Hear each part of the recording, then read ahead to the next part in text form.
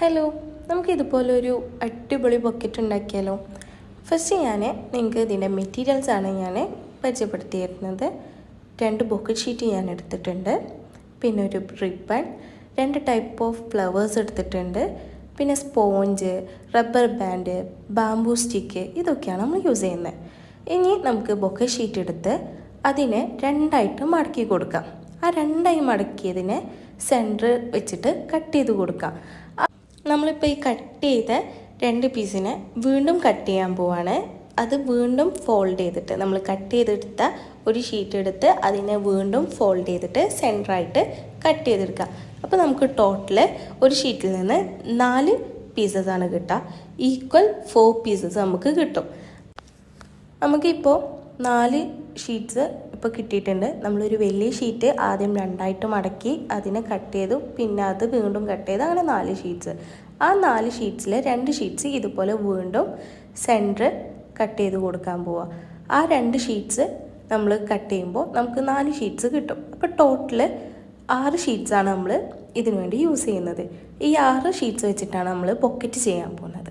ഇനി അടുത്ത പ്രോസസ്സ് എന്ന് വെച്ചാൽ, ഇനി നമ്മൾ ചെയ്യുന്നത് ഈ ഒരു സ്പോഞ്ചിൽ ഫ്ലവേഴ്സ് അറേഞ്ച് ചെയ്ത് കൊടുക്കുക. ആർട്ടിഫിഷ്യൽ ഫ്ലവേഴ്സ് ഈ ബാംബൂ സ്റ്റിക്കിൽ നമ്മൾ സ്റ്റിക്ക് ചെയ്ത് കൊടുക്കണം. ആർട്ടിഫിഷ്യൽ ഫ്ലവേഴ്സിൻ്റെ ബാക്കിൽ സ്റ്റെമ്മിൻ്റെ ഹാഫ് പോർഷൻ ഉണ്ടാവും. അതിലേക്ക് നമ്മൾ ഈ ബാംബൂ സ്റ്റിക്ക് സെറ്റ് ചെയ്ത് കൊടുക്കുന്നത്. ഈ ബാംബൂ സ്റ്റിക്ക് ബാക്കി 5 ഫ്ലവേഴ്സും ഇതുപോലെ തന്നെ സെയിം മെത്തേഡിൽ നമ്മൾ ടൈറ്റാക്കിയിട്ട് സെറ്റ് ചെയ്ത് കൊടുക്കുക. എന്നിട്ട് ഇത് നല്ല വലിയ ബാംബൂ സ്റ്റിക്ക് ആയത് കാരണം നമുക്ക് വേണ്ട സൈസിൽ നമ്മളത് കട്ട് ചെയ്തെടുക്കുക. 5 ഫ്ലവേഴ്സും ഈക്വലായിട്ട് കട്ട് ചെയ്ത് കൊടുക്കുക. അപ്പോൾ 5 ഫ്ലവേഴ്സ് ഇവിടെ നമ്മൾ ബാംബൂവിൽ നമ്മൾ ഫിക്സ് ചെയ്ത് കൊടുത്തിട്ടുണ്ട്. ഇനി നമ്മൾ നമ്മുടെ ഇഷ്ടത്തിന് നമുക്ക് എങ്ങനെയാണോ വേണ്ടത് അതുപോലെ നമ്മൾ ഫ്ലവർ അറേഞ്ച് ചെയ്ത് കൊടുക്കുക. ഞാൻ അറേഞ്ച് ചെയ്യുന്നത്, നമുക്ക് ഒറിജിനൽ ഫ്ലവേഴ്സ് വരുന്നത് 2 റെഡും 2 പീച്ച് കളറുമാണ് വരുന്നത്. ഈ 4 ഫ്ലവേഴ്സും നമ്മൾ സെൻറ്ററിൽ വെക്കാനാണ് പ്ലാന്. ബാക്കിൽ ഒരു ആർട്ടിഫിഷ്യൽ ഫ്ലവറും സൈഡിലായിട്ട് 2 ആർട്ടിഫിഷ്യൽ ഫ്ലവേഴ്സും വീതം. അങ്ങനെ ടോട്ടൽ ഈ ഒരു ബൊക്കയ്ക്ക് നമ്മൾ ആഡ് ചെയ്യുന്നത് 9 ഫ്ലവേഴ്സാണ്. ഈ 9 ഫ്ലവേഴ്സ് ഇങ്ങനെ അറേഞ്ച് ചെയ്തതിന് ശേഷം ഈ ഒരു ടൈപ്പ് ഓഫ് ഫ്ലവറിന് പറയുന്നതാണ് ജിപ്സം ഫ്ലവർ അല്ലെങ്കിൽ ബേബി റെത്ത്.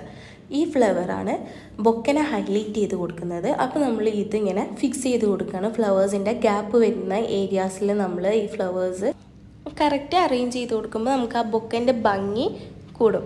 ഇതിൻ്റെ ആർട്ടിഫിഷ്യലും അവൈലബിൾ ആണ് ഷോപ്പിൽ. നമ്മൾ ആർട്ടിഫിഷ്യൽ ഫ്ലവർ വെച്ചിട്ട്